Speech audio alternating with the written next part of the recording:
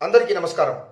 నిన్న అర్ధరాత్రి హైదరాబాద్ నగరంలో సఫిల్గూడలోని కట్టమైసమ్మ ఆలయంలోకి ఒక మతోన్మాద ముస్లిం యువకుడు ప్రవేశించి అమ్మవారి ఎదుటే మల విసర్జన చేశాడు. ఆ నీచుణ్ణి అక్కడే ఉన్న స్థానికులంతా కూడా గమనించి పట్టుకున్నారు. విషయం తెలిసిన వెంటనే పెద్ద ఎత్తున హిందూ సంఘాల నాయకులు మరియు బీజేపీ కార్యకర్తలంతా కూడా చేరుకుని వారిని పూర్తిగా చితకబాడారు. ఈ విషయం తెలుసుకున్న పోలీసులు భారీ భద్రత నడుమ అక్కడికి చేరుకుని భద్రతా ఏర్పాట్లంతా కూడా పటిష్టంగా ఏర్పాటు చేశారు. అయితే అక్కడికి విచ్చేసిన బీజేపీ కార్యకర్తలు, హిందూ సంఘాల నాయకులు రెండు మతాల మధ్య చిచ్చు పెట్టే విధంగా ప్రవర్తించిన వీని వెనకల ఎవరున్నారో వారందరినీ కూడా వెలికి తీయాలని, వారందరినీ కూడా శిక్షించాలని పిలుపునిచ్చారు.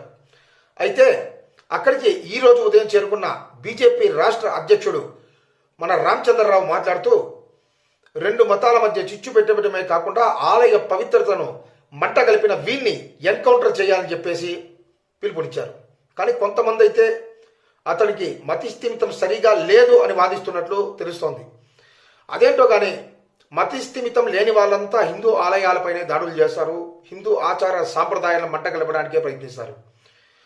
దీని గురించిన సమాచారం మీకు నచ్చినట్లయితే ఈ వీడియో లైక్ చేయండి, షేర్ చేయండి మరియు ఈ ఛానల్ని సబ్స్క్రైబ్ చేయండి.